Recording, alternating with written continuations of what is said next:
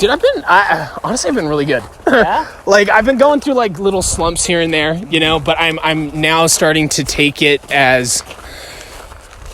I'm trying to understand that, like, you need to have duality in things for things to even be experienced. And so I'm taking these, like, little low flows as, like, this is just a part of the process so that I can experience the better experiences. Because, like, you can't have good experiences without having bad ones, and vice versa. And so dude, I love that. I'm trying to be content with being in the low phases because it's a difficult thing to do. I understand that so much because, like, I don't know, there's often, like, when I hit those low points, I'm sort of just like, I don't know, I'm more pissed and sad that I'm in those low points than I am about whatever's putting me there. So when you, like, I think when you see what you're talking about and you stop ruminating on it and you just sort of, like, let yourself learn from those feelings, it's a whole different ballgame, man. I don't know, I listen to Russell Brand a lot, and kind of one of the things he talks about is, like, the whole reason, like, our brains, have I told you about, like, our negativity bias as, like, human beings? I would like to learn more. So, I mean, pretty much simply, it's just like our brains are biased towards negativity, or specifically things that evoke, like, fear, or mostly fear, just because we specifically have to learn those things a lot better. We talked about this in our whole lizard brain shit, right? Yes. So I was talking about how those negativity biases also are kind of, the whole point of them is to learn, right? And we kind of forget that when we get in, like, real negative moods and things like that.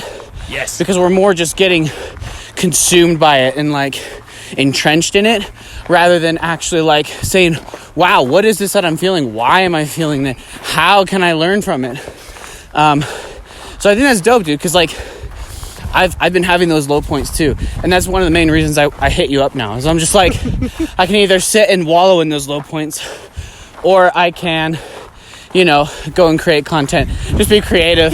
I really appreciate you inspiring me, man, because, like, I've just been so afraid to create because I've been telling myself I'm not creative. Yeah.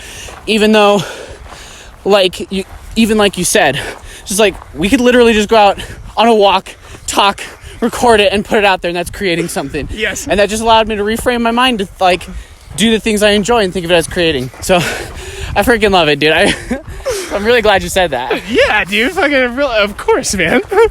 Oh, that's what's up, dude. I really appreciate that, man. Hell yeah. But you're feeling better now? Feeling better now. Yeah. You gotta just show up to the plate and try to control what you can that day. And, like, you need to understand your levels are going to be different every day. Like, if you can't be running at 100% all the time. Yeah. Like, throughout the week, you can have, like, a day that you're at 60%, 30%, then 70, then, like, 100, or, like, it's, like, all, you just never know how you're going to approach that day. And to make that consistently better, you need to work on a value framework and take care of yourself. Yeah. You got to focus on what you can control. You have to value more than you devalue, because that's a huge thing. Like, just simple things you tell yourself will bring you to that lower percentage for the day. Like, if you wake up in the morning, you're like, I'm gonna try my best. Or if you wake up in the morning, you're like, no matter what happens, I'm gonna try. Or you wake up and be like, this day sucks. Yeah. And then you convince yourself, you trained your body and your mind to approach that day where, like, you are at a deficit. And so, like, you can't convince yourself that you're at a deficit. And even if you are, that's okay, because there has to be deficits to have good things. Exactly. Like, you need to have contrast to experience anything. Yeah. And so being able to be comfortable and embrace vulnerability over time is how you're going to change your mind so that you are at a higher percentage, because you're working on a value framework. I love that. And also just learning to value those lower percentage days. Yes. And kind of, I think we live in a culture that sort of expects 100% all the time, and we've sort of internalized that and expected that from ourselves all the time, you know, and it's so easy, like, to think, like, oh, man, I'm only operating at 50% today. And we internalize that and say, I'm lazy. Yes. Instead of saying, like, man, today I am just not feeling it. Yeah. How can I still harness what energy I have to do something that I value, that's valuable to me? Yes. And that's something I still struggle with so much. Because it's so easy for me to be like, oh, man, today I've already had, like, 4 things go bad and only 2 things go good. That means it's a bad day. Yeah. And I gotta stick to this, me thinking that it's a bad day today. I'm gonna kind of just ride on that and hope that tomorrow gets better. And god damn, dude. It's debilitating, because I think we don't realize that that's training us to just keep feeling negative about ourselves, so that it's not even really gonna change the next day. Yes. Because we're just still feeling it every time we wake up. It's just like, well, hopefully tomorrow's better. And it sort of outsources our autonomy to whatever's around us. We can only feel like we are, capable of doing anything as long as something good happens to us. Yes. And it's sad. That's what, like, socially is acceptable, right? Is, like, good things happen. Every time you get on Instagram, you see people having fun. You see people that are successful. They're, like, meeting the marks. They're not having bad days. Like, everything is this, like, perfect embodiment of, like, what is good. And that's all you'll ever see from them. That's all you ever see. And, like, you have to understand, those people go through shitty days all the time, just like any other person. Like, you have to have it for things to be good. There has to be things that are not so good. Yeah. And so, like, if all you're seeing is a reflection of everyone is doing better than you, and then you have your negative bias in your brain, like you were saying. Mm-hmm. Our brain processes negative information over the positive. So even if you were killing it, so say someone you just won the lottery, you're like, women want you, men want you, whatever. Like, you can pick anyone you want. You know, like, you're in prime optimal health, and then you stub your toe. You know, like, you're going to think about you stubbing that toe. Yeah. Because that toe fucking hurts. And you need to figure out how to not stub your toe again, right? Yes, 100%. You need to learn from that, right? And, like, so our biology is catered to keep us safe, to be alive. Mm-hmm. And so we evolved from creatures that were hyper paranoid, prioritized negative information over the positive, because they were very concerned about anything that could possibly go wrong. Yep.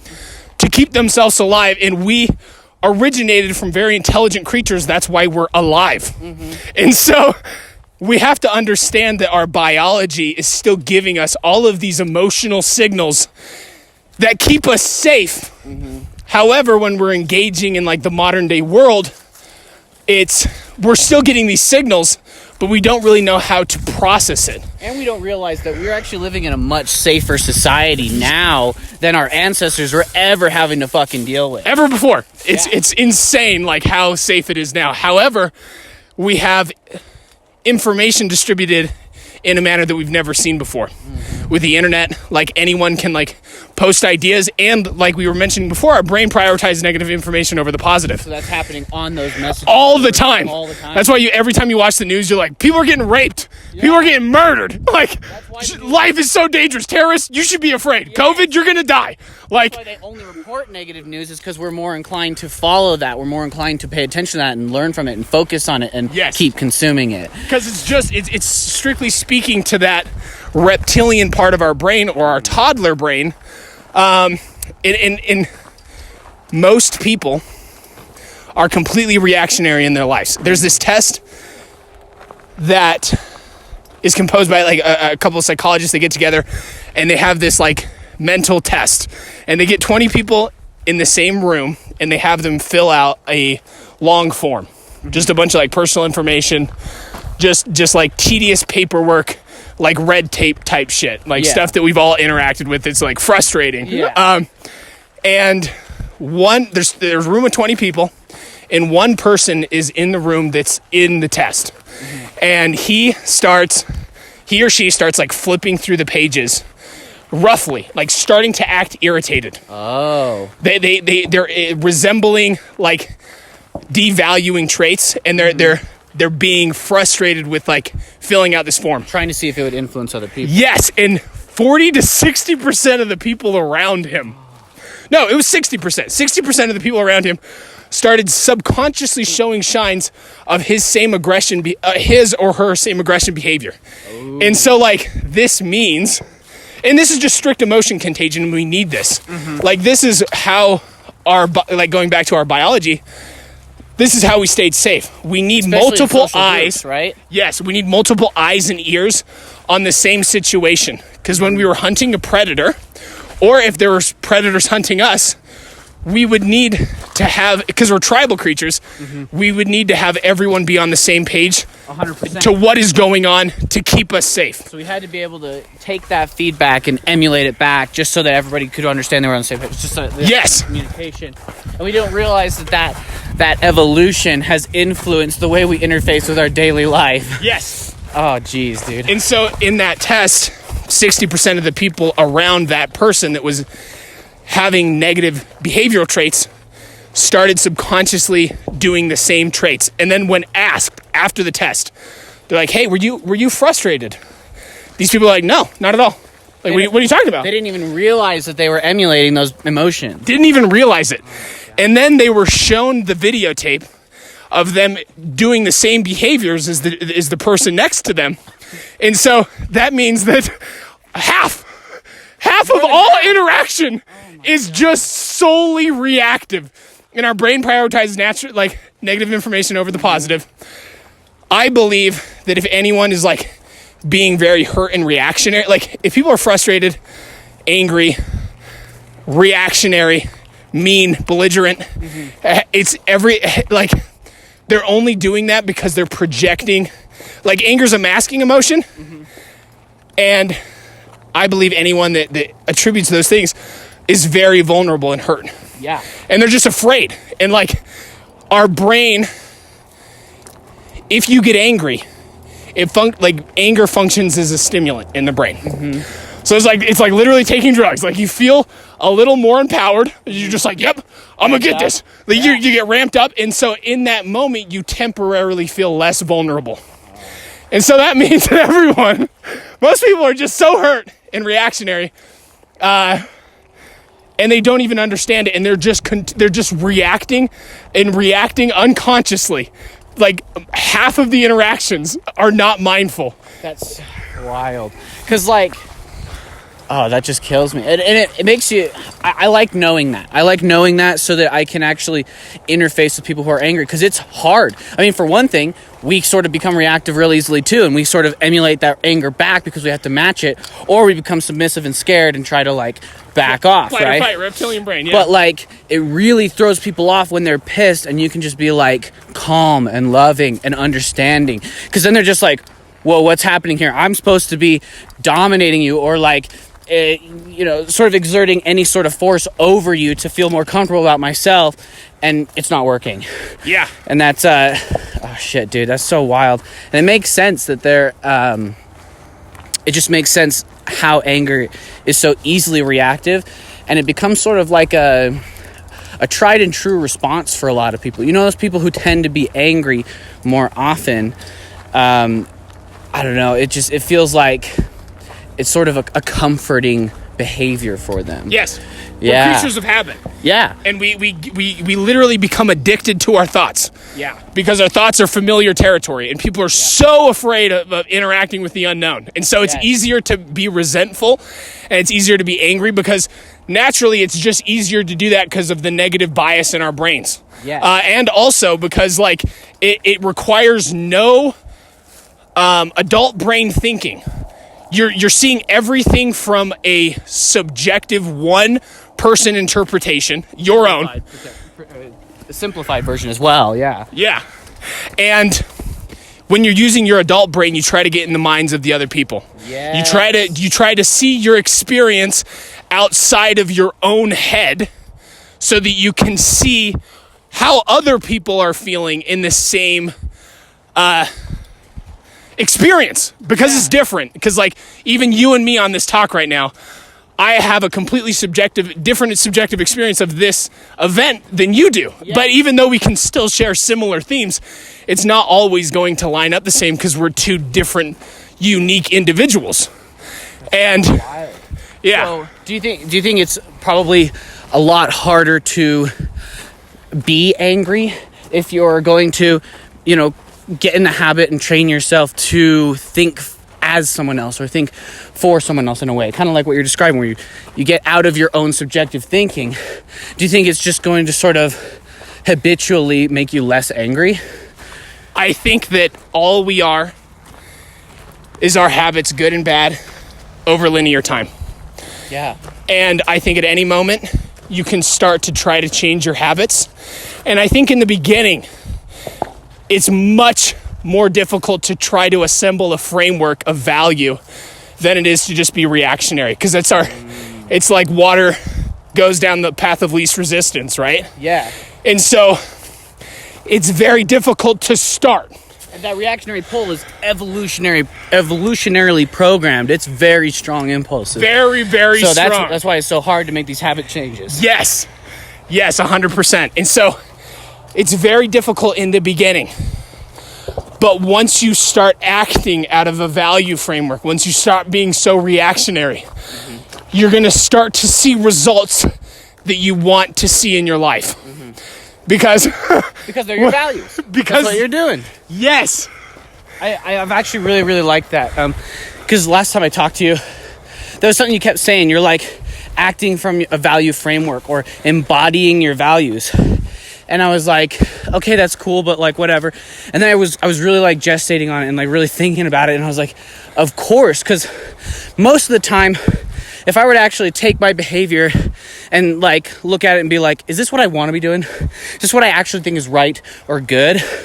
A lot of the times it'd be no. It's like, no, I was just kind of like freaked out and didn't know what to do in that situation, Yeah, you were freaked out and didn't know what to do. Exactly. And in that sense, you're in the flight or fight.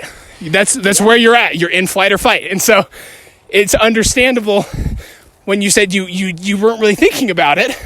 And it's because most of our interactions, if we're not actively trying to be present with our thoughts, that's how life pans out. You're just reacting. You're scared. Exactly. And you're just doing things that are expedient to keep you safe. Yes. Because, that's what we're evolved to continually do. And so that's why it was like, it was just so eye-opening for me to frame it in that way, for you to frame it in that way for me. Because, like, it allowed me that next level of mindfulness where, like, I didn't have to hate myself for reacting in a way that I didn't value, but it was easy to catch when I wasn't and change the course and start actually identifying my values and embodying them. Because, like, I don't know, it was just such an important way to frame it for me, so that I could just really start, like I said, changing my beliefs and my behaviors to make sure that I am going through life in a way that I actually think is right, instead of being reactive and trying to sort of justify it, right? And I think people don't realize that that's what they're doing. And that's why a lot of value sets can change from really traumatic events or really reactive behaviors, because they don't realize that they were just scared, hurt, because they didn't really know how to react, they weren't being aware and mindful in that moment. And then they had to justify it to themselves. And then they start really changing their behavior to meet that justification rather than the values that they truly want to embody. Hell yeah. I think you're picking up on some really good points. I think that most people, when they have thoughts, they think that those thoughts are their identity. Yes. They think that the thoughts that they have in their head is their identity. However, it's not at all. Oh, yeah. Like, your thoughts that pop up in your head are just a happening. Yeah. Just as you're hearing this audio, my sound waves coming to you, it's a happening that you cannot control. You can't control any thought that pops into your head, so why the fuck, like, you don't identify with the sound waves. You're not like, you don't hear my voice and be like, that's me. Yeah. So why would you have a thought in your head and be like, that's me? Especially when you don't know where it came from, right? Like if you a lot of time, everybody will have a thought at some point in their life that's like, well, why the fuck did I think that? Like that's weird, that's bad. And so it's easy to sort of identify with that and be like, oh shit, I'm bad, I'm weird. Oh dude, that that was something that was a big shift for me. I mean, when I started meditating daily, one of the things I learned was, you know, obviously your thoughts are not you. And so I was able to like not identify with my thoughts and allow them to pass through and not let it like hurt me. But at the same time, kind of what you said earlier, actually exactly what you said earlier, thoughts as addictions. Kind of like, not only was I identifying with those thoughts, but I was feeding off of them. I was consuming off of them, you know, and needing them to try to figure out who the hell I am. Yes. And like, I didn't realize that was harmful for me, especially when like most of those thought loops are repetitive. They're recycled. They're the same shit, never being challenged because they're only in my head, right? Yes. And like, I can't remember where I was going with that, but I just, that was such a pivotal moment for me, like choosing to make a change in my life by being like, I don't have to sit here and go through this imaginary argument in my head for half an hour working myself up when it's just the same recycled argument that's never actually going to happen because nobody's going to cope with those thoughts except for me, right? And it's so important, I think. Yes, I 100% agree with you, man. You said something really important. You said that you would have these thoughts, and you kind of, I feel that you were mentioning you're going down rabbit holes of thought. Oh, yeah. And it lasts for like 30 minutes to an hour, and you're like in this cycle, right? And you're just like thinking all these things. What's fucking nuts is when you're stressed, cortisol is released. Cortisol is the stress chemical. And when the stress chemical is released, it diverts blood flow from your prefrontal cortex to your amygdala. Your flight or fight, your fear, fight response. And so that's the thing that you need to be alive. Yes. So it makes sense that our brain naturally provides blood flow to the area that you need to be alive, right? And if we're instigating those situations with negative thought patterns that are really not relevant to our experience, because like most of the time I'm having these rabbit hole thoughts or like, you know, mock debates in my head, I'm just out on a walk. Like, why am I stressing myself out going into this reactive fight or flight response when it's completely unnecessary and it's just harming me overall? Yeah. And you engage with it so much only because we're creatures of habit, and that's familiar territory. Yeah. And so like we were saying earlier, to start to try to change your habits is very difficult at first. But once you start doing it, then that becomes habit, and it starts to become the familiar territory. Yes. And so you can start to change your dialogue over showing up to the plate and trying to act on a value framework to change what your movie is or your dream. Yeah. And I think that's something cool about that what that made me think of is for a long time I sort of like I would just like fear habit in a way, mostly because like I was like, oh, habits are bad. Like when I think of a habit, I think of like smoking, biting your nails, something like that. Yeah. So like I was like, how do I avoid being habitual? How do I be completely just like non-habitual, which ended up really just being reactive, and then I would just revert to my true habits. Yeah. But I think reframing that and thinking like, what habits do I actually value? What habits do I actually want to maintain in my life and nourish in my life? Then it's easy. I think it's easier to start making those habit changes. Yeah. And you brought up a very, very good point when you just said, I used to think that habits were a bad thing. Yeah. Right? Like that's our brain habitual thinking. Naturally prioritizing the negative over the positive. And when you hear about habits, you do hear about like smoking habit, drug habit, all these habits that are negative. And so that's where your brain naturally goes to. Exactly. And it was so easy for that to take control of my life. And it was so easy for that to make me fear any change to my habits and actually a preferential like selection of my habits. Yeah. And I didn't realize how detrimental that was to me.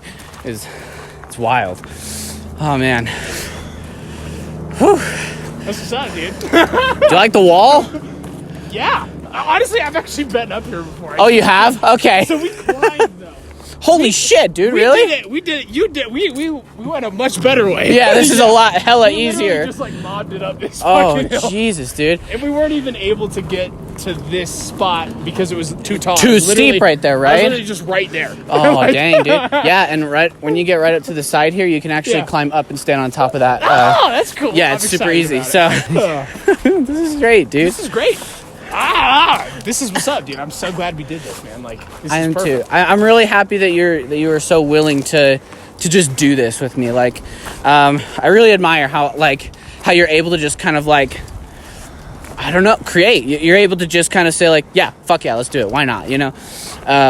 So I appreciate you coming out here with me and making it happen. Cause of course. This has been a big, honestly, this right here is like a huge first step for me.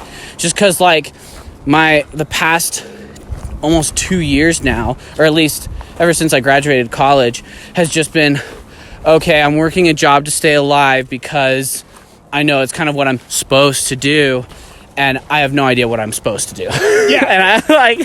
and so I've just been kind of like, shit, this is all I'm really good for, is just doing this menial job, this repetitive job, and I guess that's all I'm good for. So it is just like really feeding a depressive state. And this decision, you coming out here with me, is so great. Like, so great. So thank you so much, man. You're I really welcome, appreciate man. it, dude. I honestly just saw a good reflection of values from another person. John specifically was the one that was like, dude, you have value and you can create stuff. And I'm like, I'm trying to like think about those thoughts and trying to change my habits of like the dialogue that I tell myself. Mm-hmm. And like, I found that those values were values that I can like hold my own and like share that with people, because it's something that's really important. Yeah, dude. God bless John. Because like, yeah. I mean, Lord knows that like he goes through so much shit, and yet he's able to like really, every time I hang out with him, he's building me up.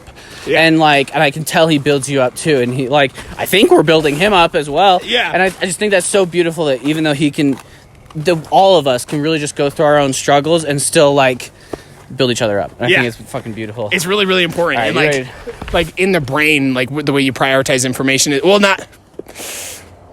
compassion is the only thing, compassion and kindness are the only thing that heals like emotional wounds, like resentment, betrayal, anger. The only thing that can heal that divide is being compassionate. Yeah. And so no matter how hurt you are in yourself with your own compassion, or having compassion from someone else heal it for you. So I like to think of like compassion all around like this. Like I think that we should stop thinking about emotions being to us and like other. So I think that the compassion that you show to others, you also have to show to yourself. Yeah. And so I think that it's easy for us to be like, oh, it's very easy to like try to be nice to another person, but I hate myself so much. Yeah. So it's very difficult for me to be nice to myself. And so we have to start thinking about all the values that you would have to have a relationship work. You also need to apply those same values to yourself. And it's very difficult, but to have a good relationship with yourself and to have a good relationship with any person, you need to be kind to yourself. Like when a plane is crashing, you have to take care of yourself first before you take care of the person next to you. Yeah. And so like the best way to help people is to help yourself in a non-selfish way, but you need to take care of yourself so that you can take care of other people. Yes. And it's really, I think it's really easy for people to kind of be afraid of helping themselves, maybe just out of fear of like seeming like they're too, I don't know, like egotistical or maybe self-centered or whatever.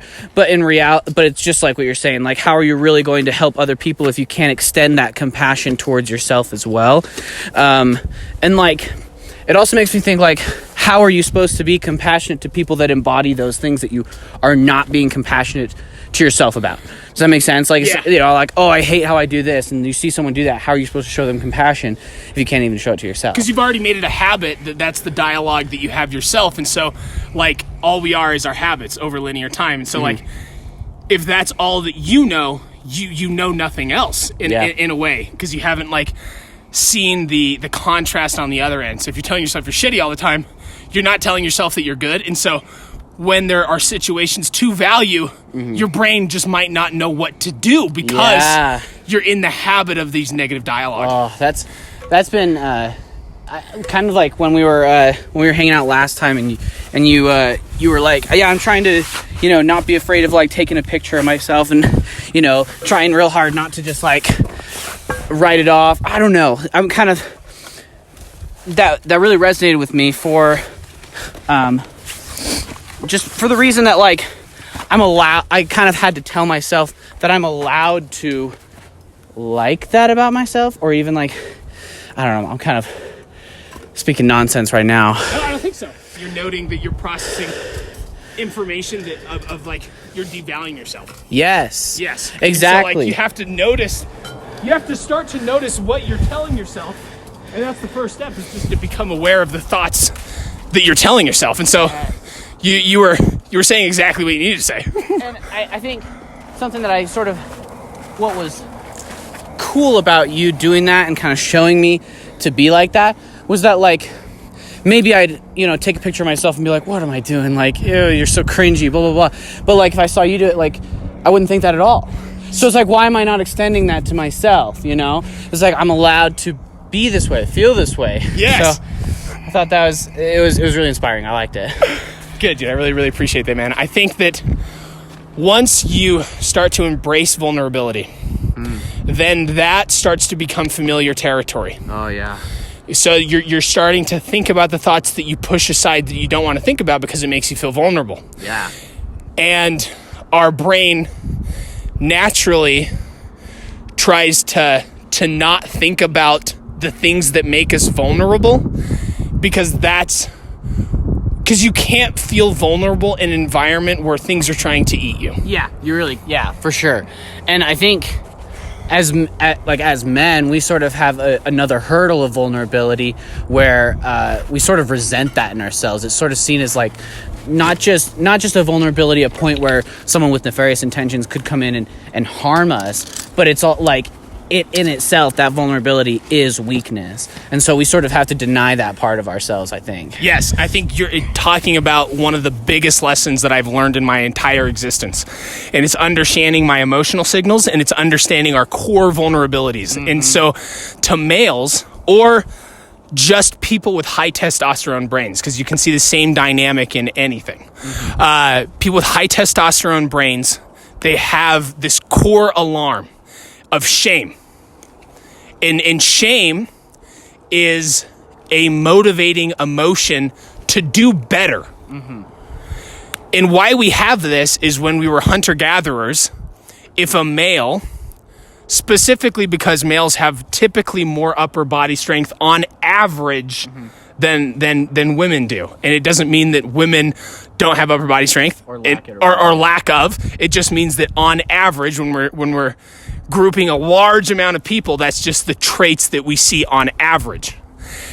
And so our shame is a motivating emotion to do better. And why we have this is when we were hunter-gatherers, because we have more upper body strength. If a man did not protect women and children from being attacked and murdered, like, they should feel pretty damn bad about that, because those people are incapable of doing that themselves. Yes.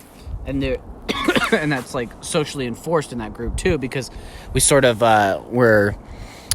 everybody had their own group, or at least like micro group, that they felt responsible for. Yes. At least in these like hunter-gatherer societies where men were predominantly like the caretaker, or not the caretaker, but the protector, the physical protectors of predators. Yeah, that's really what it is. And so men have this core vulnerability of shame. So like we were saying, our emotional signals, or like this dialogue that we say, just like I was mentioning before, that when you have a thought in your head, it's just an alarm. It's just like a happening. It's just like hearing sound waves. Yeah, you have no control over it.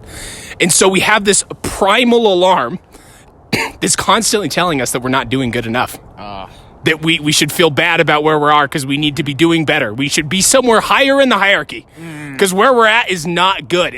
We're at a deficit. And so we need to work to make something meaningful so that we can be at a higher place within the hierarchy, and like just within ourselves. And we can either let that control and debilitate us, or we can let it motivate us. Yes.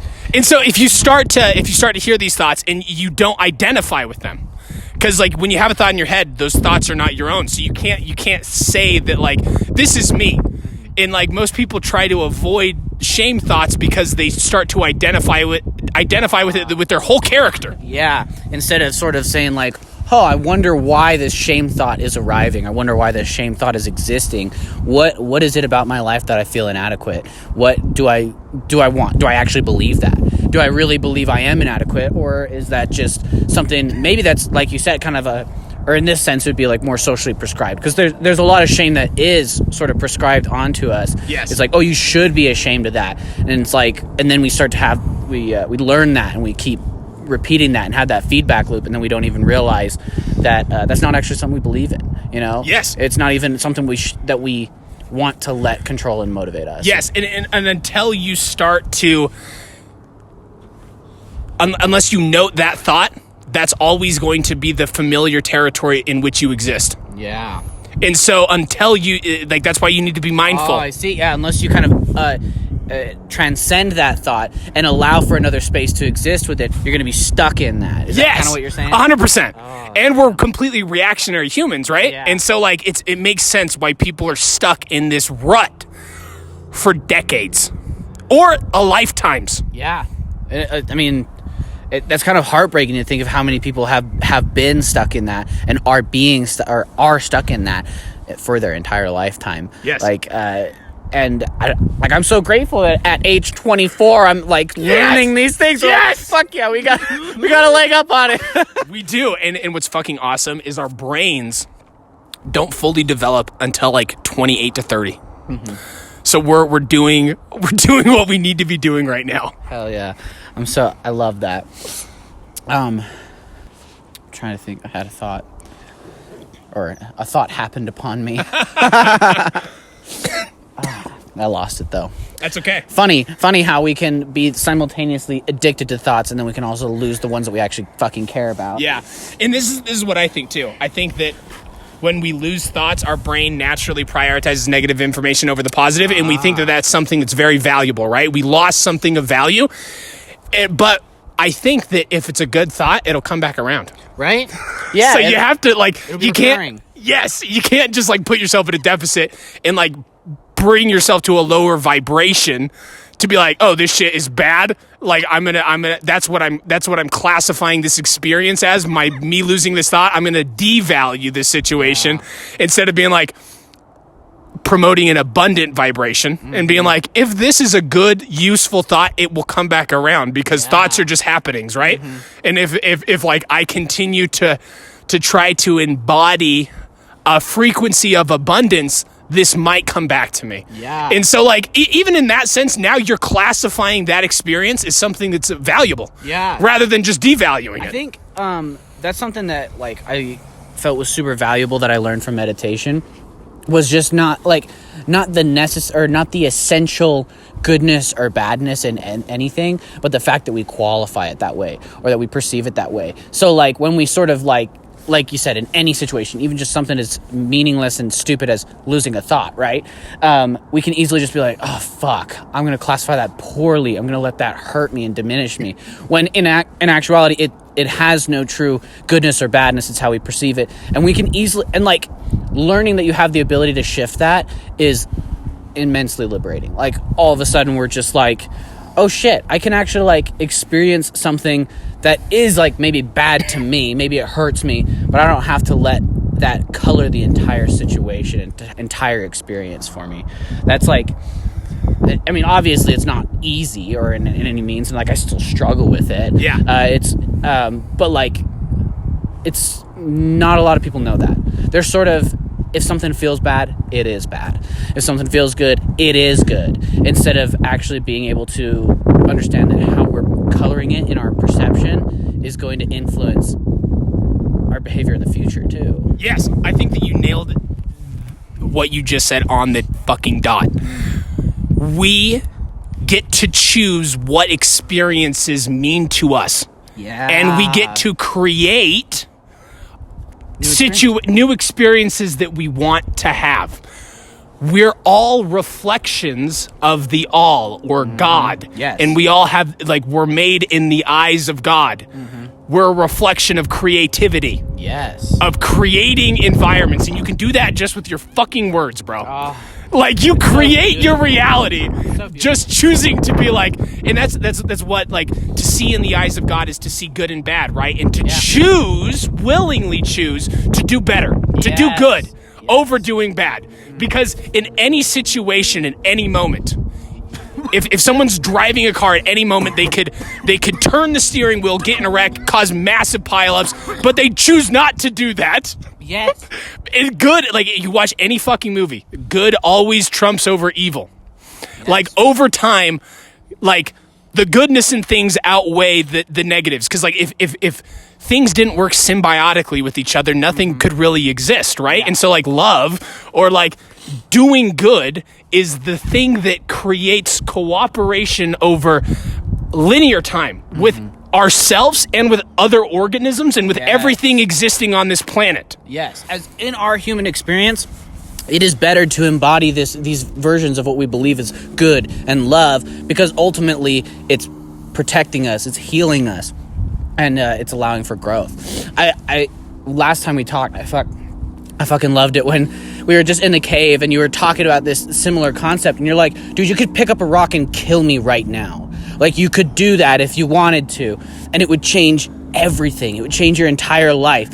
And I was like, you forget how much power you have in every moment, and how I literally could just radically destabilize my life in a second just because I decided to kill you, you know? And it was cool how that morbid thought ended up being very empowering, just because of this concept, because we really can create our reality. We can create this meaning too. And if we understand what is good and they understand that we can do that, then I think we will do that. We will create good. Because a lot of times when I talk to people who sort of believe that like there's evil in the world and there's it's so easy, or I often hear from people like the world's a bad place, the world's a terrible place, and so they don't really understand that yes, there is bad out there. There sort of has to be. That's the only way we can understand what's good. Yes. But like, we don't have to let that justify and dictate our behavior and experiences just because we know that there is bad out there, because we also know that there is good. So why don't we choose those experiences? And I think once we realize that, we can understand how empowering that is, and how we can actually fucking change the world and make things better if we don't just buy into these negative emotions, these negative reactions and shit. And like, it's beautiful. It's beautiful to finally kind of understand that. And to be honest, I didn't really understand that until this conversation, until it like elucidated it and just bloomed, you know? I love that, man. Oh, that's what's up, dude. I think that you said something very, very important. I think that you said that people see bad in the world and they identify it and they classify that as what is known in their territory. So they're like, I see bad in the world, I have people react to me, so the world sucks. Yeah. And so that's what I'm going to classify this experience of the world sucking.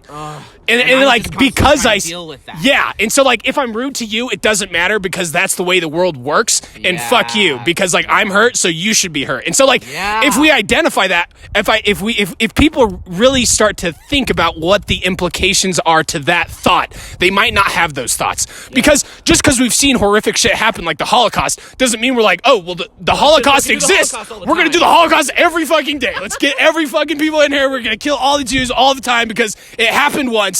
And that's what I identify with, is what exists in the world. And so like, we're just going to continue doing that.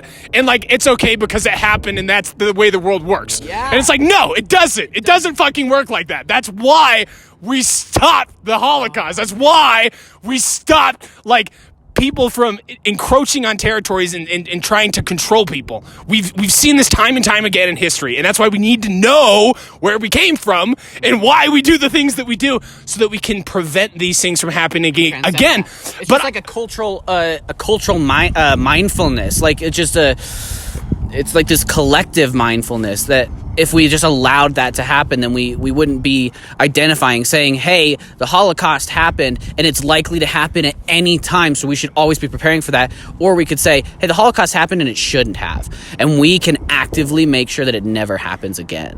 And it's beautiful, because I feel like from this conversation I've been seeing how I have to do that on an individual level, and I think it would just be so cool if we could achieve that on a cultural level, on a collective level.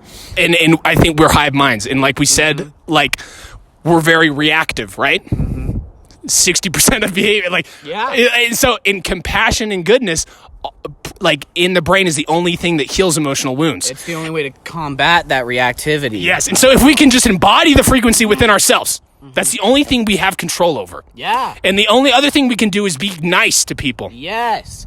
And like, oh, I love that, because I feel like often if we do try to say like, yeah, love and kindness, just be nice to people, it's like, everyone can say like, yeah, that sounds lovely, but we still have to deal with shitty people, right? Shit, where was I going with that? I might have lost it, but that's okay. You do still have to deal with shitty people. Yeah. And that's the thing. And so the only thing that you can control, just because someone's shitty to you does not mean that you have the right to go be shitty to another person. Yes. And so you Why is it so easy to believe that? Why is it so easy to believe that, oh, they were shitty to me, I can be and I should be shitty to them? Because it's what keeps us safe. Anger is a masking emotion, and anger is very useful. Why did we evolve with anger?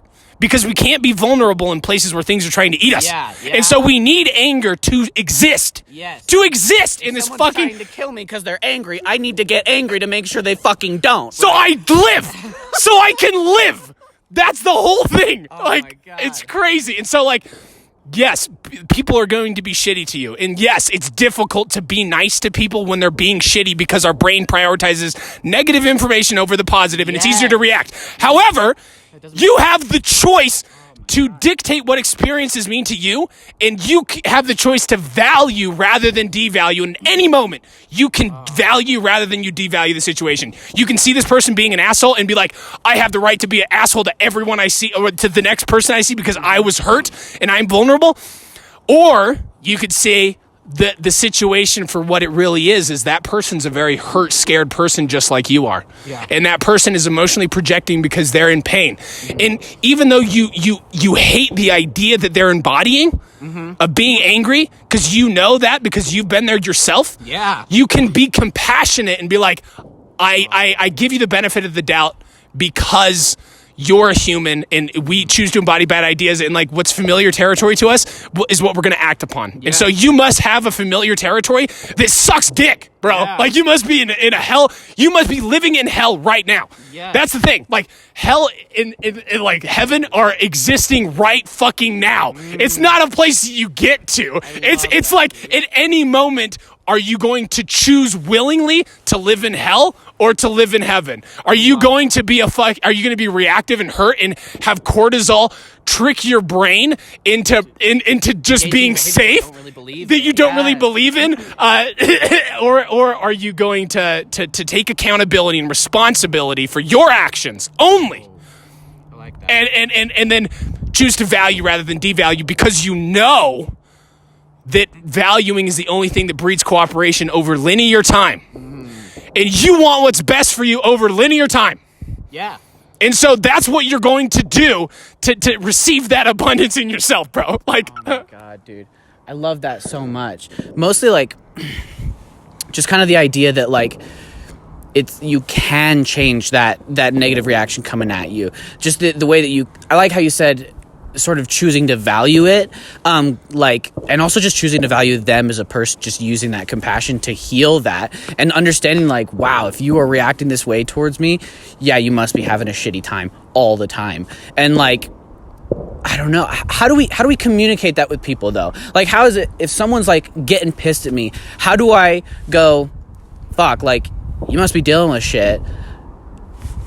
Am I supposed to, I don't know. I feel like I put this pressure on myself. Should I be oh, I need to help this person now? Yes. Or is it, how do we sort of heal and grow from that situation, but not having to buy into their life in order to try and help them feel better? Yes. I mean, depending on the investment of this person. If someone's just cutting you off in traffic, obviously you fucking can't do that, right? Yeah. And then if it's your girlfriend, you probably want to try and mend that relationship. So I guess I answered my own goddamn question. I do have some thoughts on that, though. And I think that the first thing that I notice is that you're wanting to help that person comes from the core thing that it really exists, love. Love triumphs over evil. Love is the only thing that breeds cooperation over linear time. And so you want to just help that person, but you cannot. Yes. Everyone has to go through their own hero's journey to change their experiences, because you can't change the thoughts that they identify with in their head. No. You can only change the thoughts that you identify with in your head. But what you can do is you can be nice to that person. Oh, God. It's so simple. I love that. It's I feel like you just answered just don't be a dick back to him. And it's well, no, fuck. Of course. I love that, dude. Sorry, continue. No, you're good. That's exactly the point I was trying to make. The only thing that you can do is change the thoughts that you identify within your head. Understand that our brain prioritizes negative information over the positive. And afford this person that same experience. Just saying, like, yes, they can feel this way too.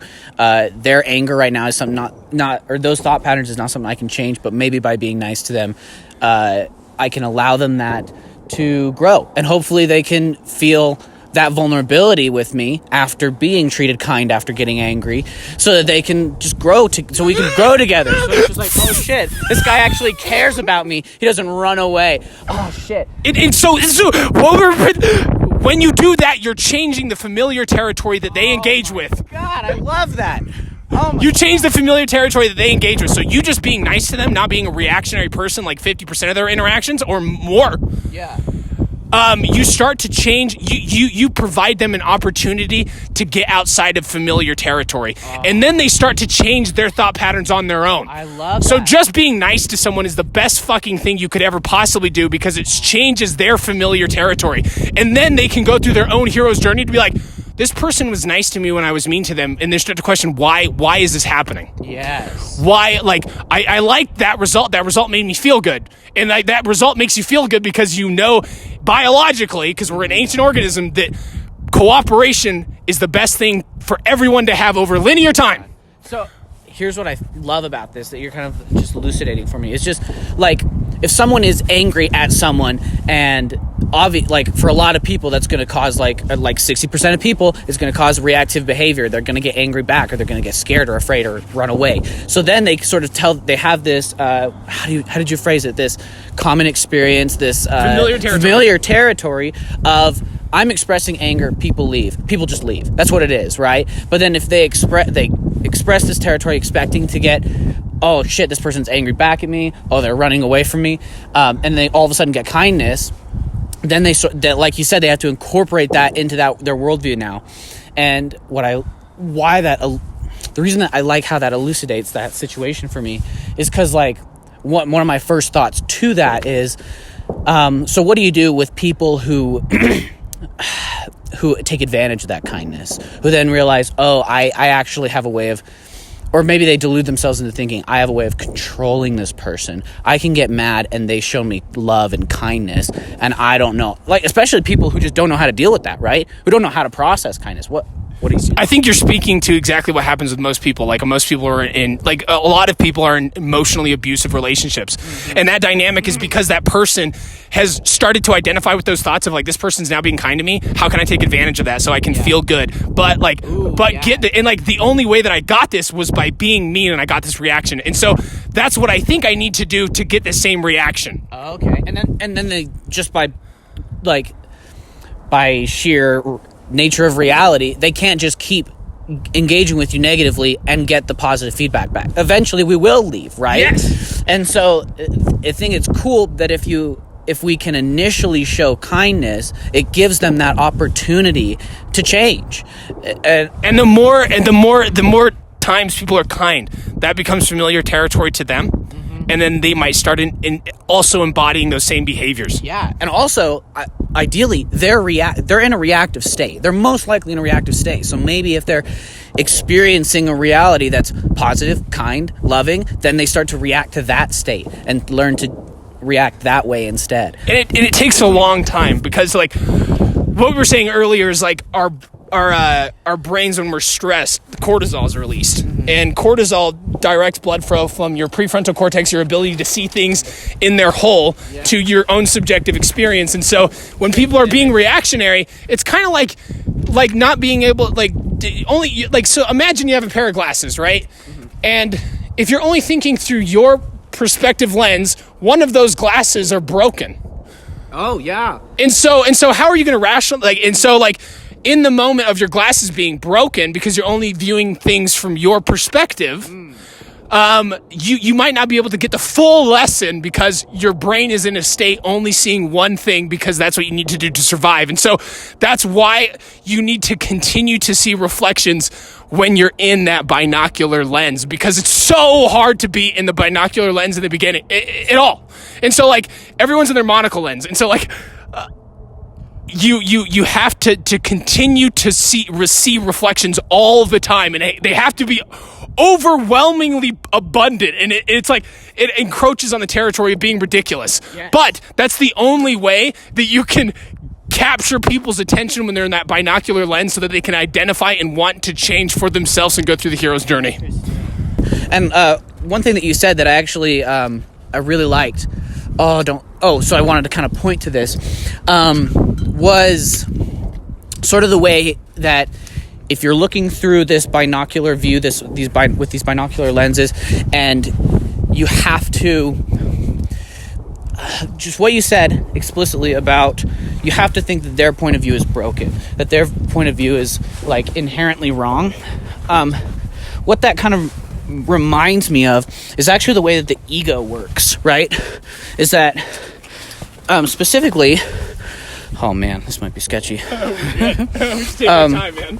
So specifically, in this like instance that I'm trying to think of, if, just bear with me here, we're in this like egoic, reactive state of being angry, right? So we act out. We don't realize that we're acting out. We don't realize that what we're doing is actually anger. And then we all of a sudden experience anger because we fucking piss someone off. What the ego has to do, what the ego tends to do, I should say, is it takes that negative behavior and says, that's them. I'm experiencing them doing it. They're the problem. I'm not the problem. And like, so when you said that you have to sort of see their glasses as broken, that's what I thought of, is that like we sort of have to push that they are wrong, that their worldview is completely incorrect and mine's right. And then when we see someone who's agreeing with us, we're like, yes, okay, their glasses are working, we're all good now. Yes. Oh shit, dude. Yes, I love dude. that. I love that. All right. Thanks for letting me get through that. Of course, man. We might need a fucking Oof. Let me see if I can turn on. Oh yeah, if you have a flashlight on your phone, that would be very helpful. Dude, this whole conversation has only been 57 fucking minutes. Are you for real? I'm not kidding. Look at the fucking time. Oh jeez, dude. Dude, time changes when you get outside of familiar territory. You're fucking in a flow state. Yeah. I've been so in the moment this entire. Well, I mean we are on a mountain, but at the same time, Dan. Oh. I've been so engaged in this conversation with you, and I fucking love it. Me too. I honestly forget that we're walking and we're like doing something like going down this thing hard right now, you know? It's like, crazy. Oh shit, actually I need a bee lizard brain right now. Yeah, for real. For real, dude, yes.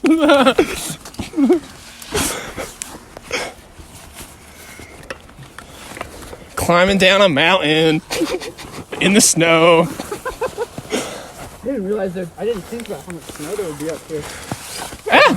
It's been so warm today, man. It has been. It's been awesome. Oh, hey, this link fence is right here, too. That's perfect. So I can That's nice. give you some light. You are the band?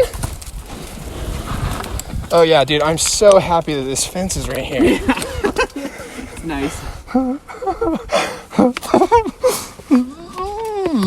Alrighty. We did it. And I think this is something really important too. People don't understand, like, what we're doing right now is we're learning territory in just our physical form. What do you mean? We're learning physically right now, walking down this fucking mountain. Yeah. Like, we need to engage ourselves physically and mentally. And so, like, just doing this is we're working within the unknown. I've never walked this path before. So physically, we also need to approach the unknown. It's really important. Yeah, dude. I think that's why you got to show me some hiking spots sometime. 'Cause, yeah, I've done these quite a couple times. Yeah. But I love that. Because I've definitely, my whole life, I don't know, I've been very, I really only operate in the realm of the unknown for me. My family, we tend to be very, like, traditional in a way, like literally traditional. We make traditions about anything because just knowing that like something we're familiar with is going to happen, something that's familiarly whatever, that is consistently good and a positive experience, we sort of look forward to that a lot. Yeah. So my whole life I've been like, oh, I can't just go on some random hike, like I've never been there before. What the fuck am I going to do, you know? But lately I've I don't know, I started doing that physically. I started exploring more. I started getting excited about hiking and just going to places that I've never been before and like learning. And I think that's actually provided me the opportunity to do that mentally and emotionally too. Hell yeah. Hell yeah. Your family like to do traditions because it made them feel safe. And so like traditions, reliable in ways. Reliable thought patterns or habits, like a tradition is just a culturally accepted habit. Yes, it really right? is. And so like that's something of very high value, because traditions or habits of being, if you consistently show up to the plate to do those, you're gonna have a better life. And so traditions it's just another reflection of what you experience in your head. As above, so below.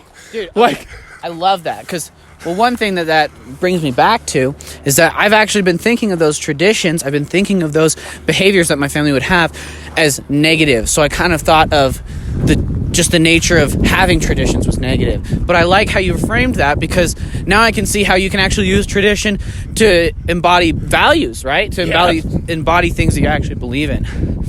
That's really dope. That's Sorry, what's up, I think dude. I cut you off. No, you did not at all. That's exactly, that's what's up, dude. That's perfect. I don't know, what kinds of traditions should we be embodying, and what kinds of traditions should we get rid of?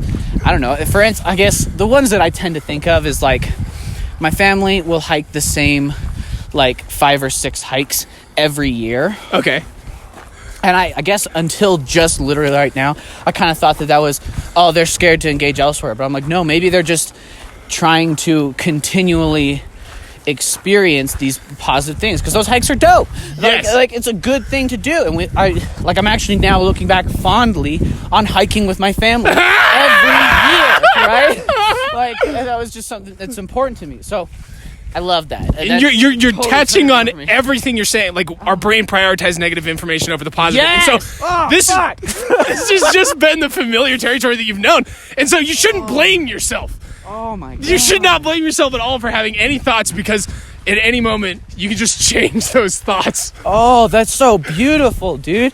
Oh man, because it's crazy how like now that you say this, I am now remembering times that I think about those traditions negatively is because I was already in a negative state, and I was sort of closer to those thought patterns, so I was just reinforcing them. And then like when I'm in a positive mood, I'm like, yeah, I missed this hike or something like that. Then I start remembering them fondly. Yes.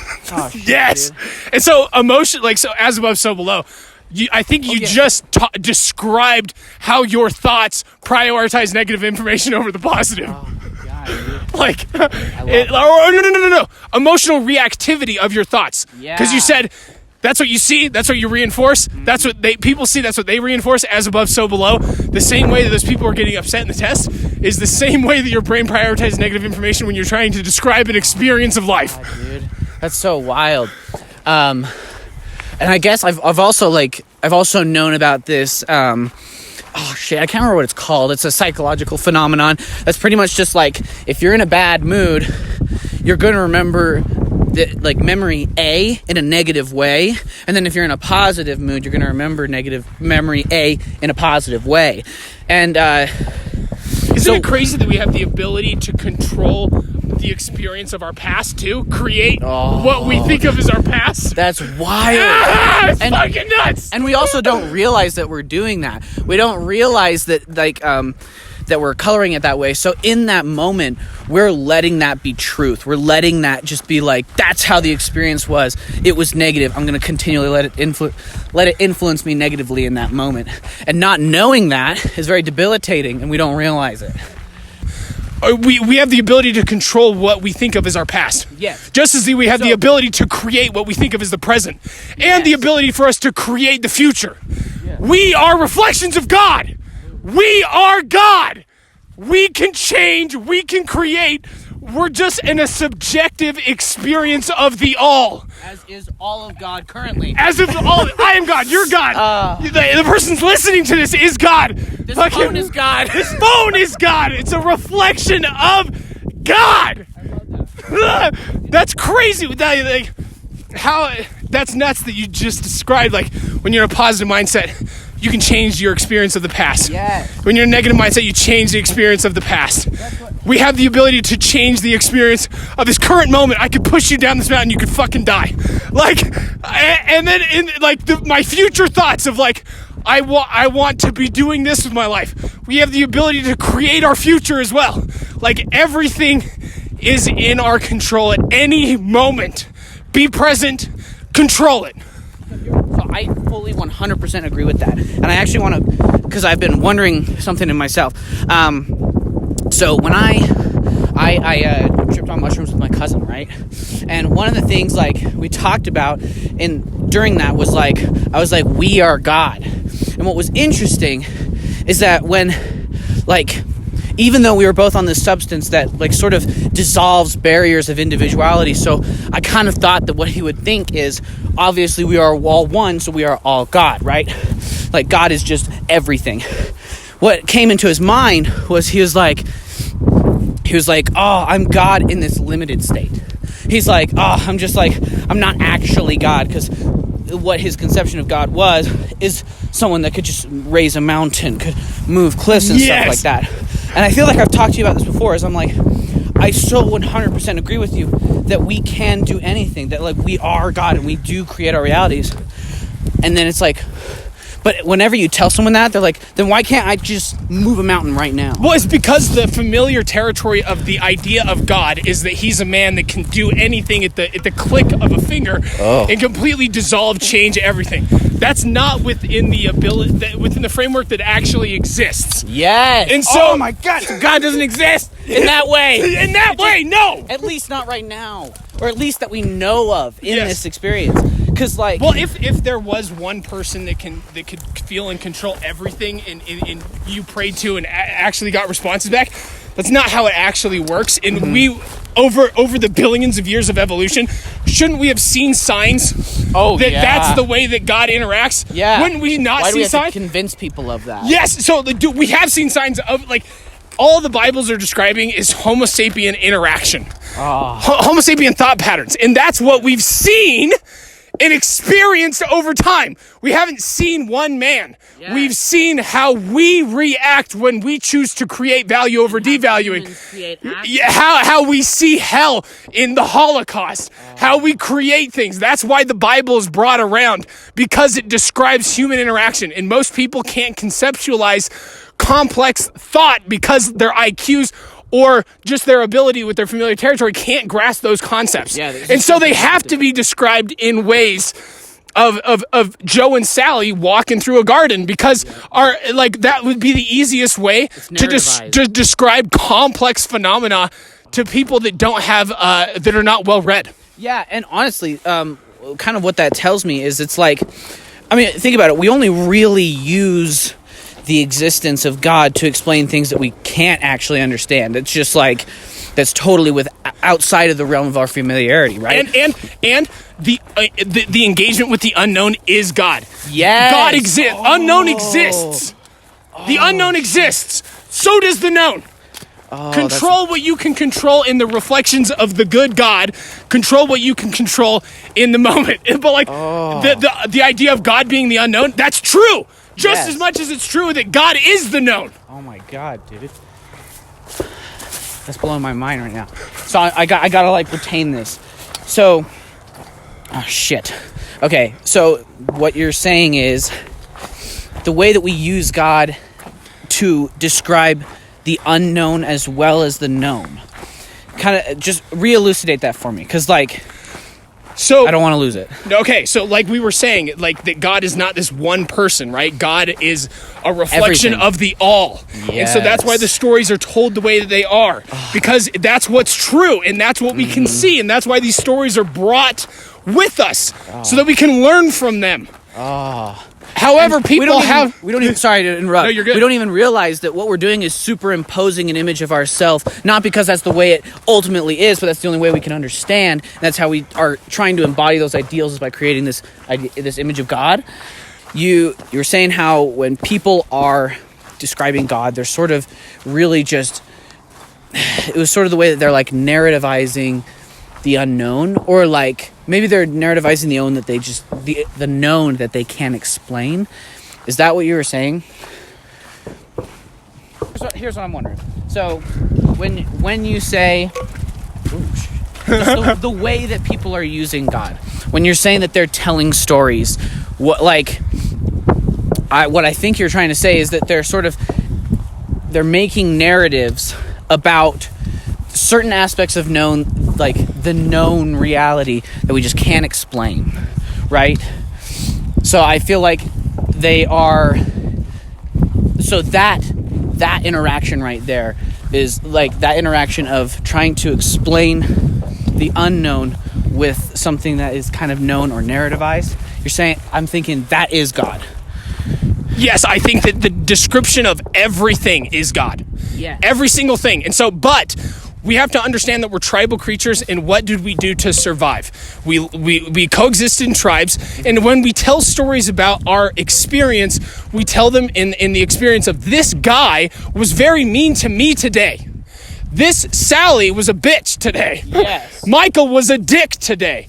Sally was very nice to me today. Michael was very pleasant with me today. That's how we describe our experience. And so why would we not describe that experience in stories in the same way? Of crazy complex concepts that we can't even truly fathom, Correct. especially very primitive human beings. Yes, 100%. That's why it has to be described that way. Okay. It has to be described that way. Okay. It's something that's so complex and crazy, and it's just talking about these crazy thought patterns that we can't even really wrap our minds around, because most of the time we're looking through that half-broken lens.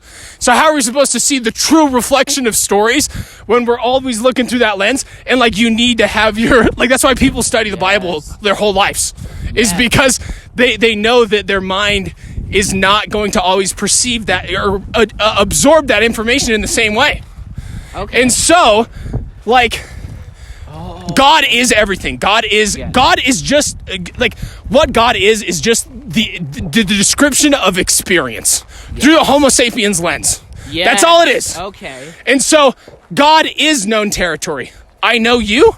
I've known you for a little bit now, so now you're familiar with me. There's so many people I don't know. That's the unknown territory that exists simultaneously. It's all the same. Oh, God. And if everything's in a wave, right? Matter cannot be created or destroyed. Yes. Quantum time doesn't work the same way as this time that we're perceiving does. So in quantum time, the way the world actually exists is everything is happening all at once. Yes. Everything is a wave, a vortex. Everything. So things are like being born, existing, dying simultaneously. It's all happening in quantum time. But we don't experience that because we're experiencing linear time. So what is solidifying this linear time within quantum time? Who knows? Maybe God or experience of everything wants to be like, God. what would it be like To just do this in this thing? And I have infinite I can create whatever I want. And so I'm going to see the contrast in everything. I'm going to see the contrast in everything, because that's the only way that anything can be experienced, because everything is a wave, right? So that's why this entire experience is God. Is God. You're God. I'm God. It's not. It's in people just are familiar with God being this all known creator thing, because it is. Yes. It is. It's all known. It's the thing but it's not a man. It's not a man thinking and interacting with you. God is everything. Everything known, everything in your head, everything in my head, everything in your head listening to this now. Yes. Everything is you. You are God. God is known territory. God is unknown territory. It's not a man. It's not a man. I love but so God exists in the sense that good triumphs over evil. And we've seen that look at history. Do you mean by what do you, when you say that good triumphs over evil, what is this inherent good that is triumphing over inherent evil? How many rebellions how was the United States founded? Rebellion, yeah. Rebellion. It was triumphing over ideas that caused oppression. Yes. That's what it is. That's what the triumph of good over evil is that when and look at every single movie you watch, who wins? The good guys. That's a narrative. I feel like that's something that we create, because a movie ends, we don't see what happens after that, right? Yes. So of course they're gonna have a happy ending where good triumphs over evil. Yes. And I get what you're saying, where it's we do see rebellion crop up, but you have to think about, or at least what I'm thinking about, is we can inherently say that, oh, that rebellion was good because they were embodying values of denying oppression, denying tyranny. But at the same time, in order to enact this rebellion and enact this shift, they have to engage in oppression and tyranny. So what I'm asking is there ever really any inherent good triumphing over any inherent evil? Yes. Let me go back to what we were talking about while we were up there when we were talking about being nice to another person. Yes. That is like so compassion and kindness are the only thing that heals emotional wounds, right? Yes. So that means like and like we can see that psychologically in the brain, and we can study it too, which is cool. So we can actually see like we get actual like oxygen flow to certain areas of the brain. We're like, yep, this is what's working right now. Yeah. Like if you're nice to people, your brain will prioritize that information.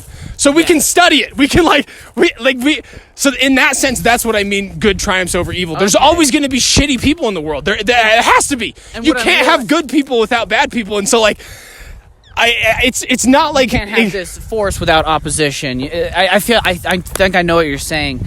And I think I also mischaracterized what you were saying, because you weren't necessarily saying that the act of murder and like threatening rebellion is inherent good. You're just saying denying oppression and tyranny is this inherent good, and the dominating force to overthrow that is good dominating evil. The Holocaust stopped.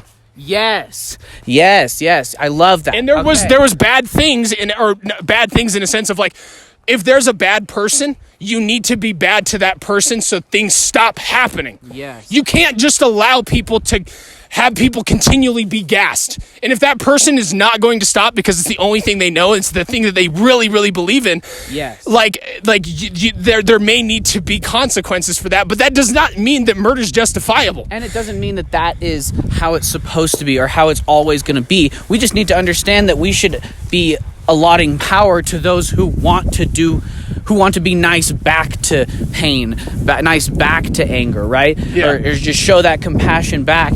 Because, like, I mean, I don't know. It's easy to say, like we were talking about, like, oh, the Holocaust happened, so it's gonna, like, it could happen at any moment, right?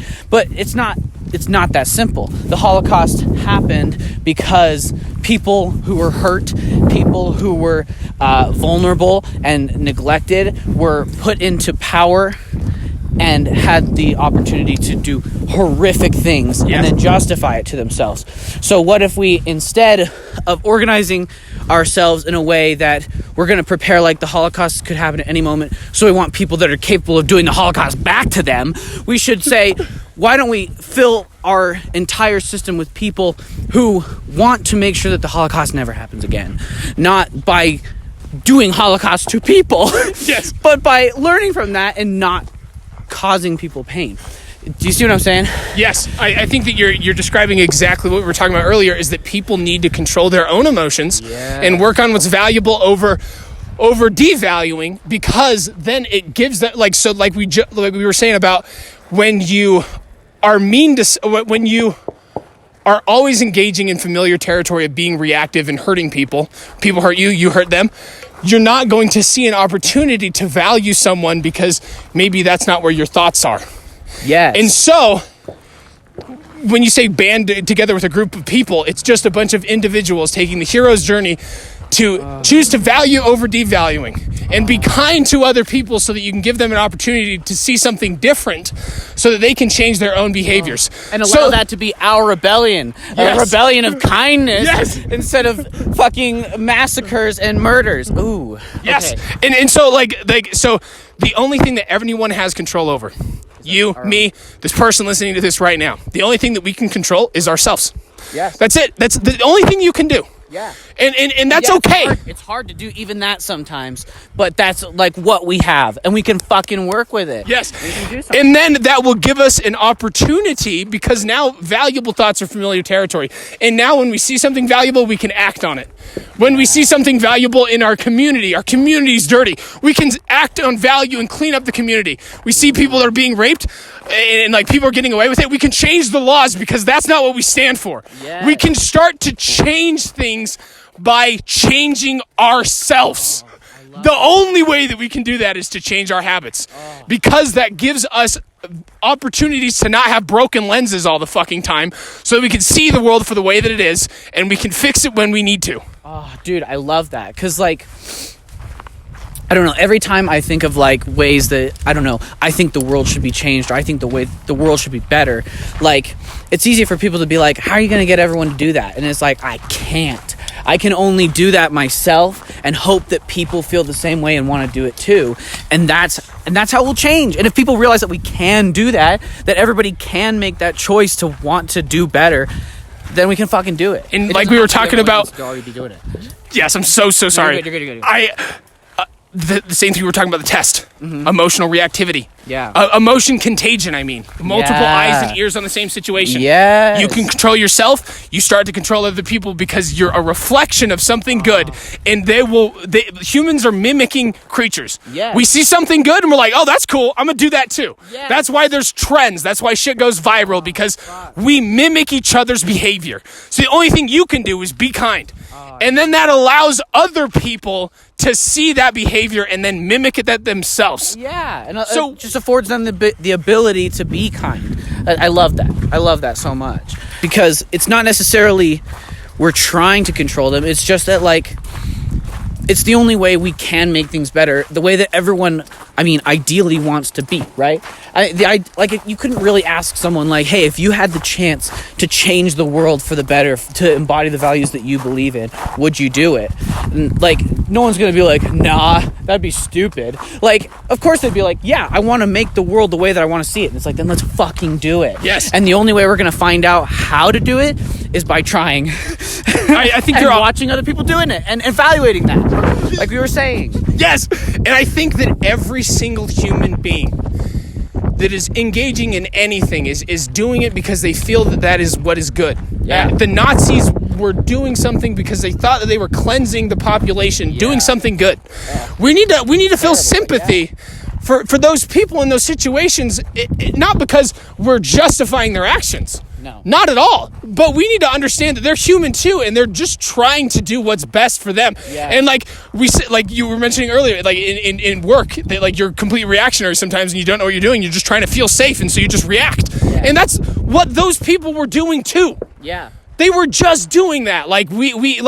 it's so easy to just classify someone as being completely shitty, but that's not it. And everyone is good and shitty. Like Hitler, like we should love Hitler. We should love Stalin, not because of what they stood for, but we should love them that they were a human. I love that can be taken out of context, but I fully agree, because like if we can't afford that to other people, if we can't allow ourselves to say, hey, like, if we can't show love and compassion for Hitler or Stalin, then what we're doing is we're sort of denying that possibility in ourselves. We're denying that we could potentially, we're denying that we could potentially become a Hitler, because we can become a Hitler at any moment. Any of us could start speaking crazy ideas, get people to emotionally react, and start to fearmonger, because it controls people very easily. It's super easy to get people riled up because people want to feel safe. Yes, and that's not because we like that or we think that those are like traits that should be valued, but we understand that is an aspect of being human, and we can't overcome that without being aware that that's within us. Yes, we can't overcome it unless we're aware that is what is within us. Every single human has the capability to be fucking like Mother Teresa, or Hitler. Anyone can be Gandhi. Anyone can be Buddha or Hitler. You can be Buddha or Hitler. Like you can choose at any moment to what value set you want to embody and vibe that frequency. And at any moment you can create that. I love that so much, because like. I don't know, maybe Hitler had no idea that he could be, or he clearly had no idea that he could be Mother Teresa. I think he was engaging in his own in its own familiarity. He was only reacting within that space, and he saw that he was benefiting from it, so he kept it, and he maintained it, and he worked to maintain it. And that's literally all we're doing at any time, right? If we're in a reactive state. So I think that in Mother Teresa and Hitler, like, everyone's human. We all do bad shit. Yes. So, like, even Mother Teresa's not the best. Even Hitler's not the worst. You know, or that there is no worst or best in one person. Yes, we just use Hitler and Mother Teresa is concepts to describe good and bad interaction. Yeah. And that's all it is. Like, Hitler's a go-to to be like, that's a bad way to interact with the world. Yeah, like, and we use Mother Teresa as like, that's a good way to interact with the world. They're just they've now become stories, just like God is a story in the Bible. Or angels and demons are stories in the Bible, because they're just describing human interaction. So when we're talking about Hitler, we're describing human interaction in a negative, oppressive way. Yes. When we're describing Mother Teresa, we're talking about her human interaction in a positive way. Yes. That's it. It's just a reflection of them, but everyone has that reflection. And I truly believe that even Hitler and Stalin, like, were doing things because they felt that that's what they needed to do. And they're human, and like, they're hurt. And like we can't justify people's actions because it's horrific. And it has nothing to do with that.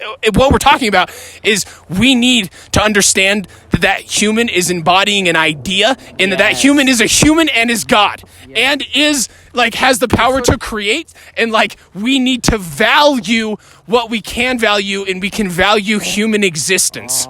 See, I love that. And it kind of makes me think that maybe using Hitler and Mother Teresa as a way to embody these ideas is maybe in a way damaging, because we're sort of seeing it as being able to be embodied in a single human being, instead of realizing, hey, that could be us. It's that kind of like that ego that I was talking about earlier, where it's like, that's the other, that's not me, I'm obviously this thing, instead of saying like, you need to have contrast to have experience. Exactly. The only way that I can know that that's bad is not because because like that's existing, and I know that exists in general, and I want to avoid that. And like, we can only know that that's bad, not because it's some other that is completely separate from us and will never be us, but because that could be us, and that we should be actively avoiding that. We should be actively changing, actively making ways that is not going to happen.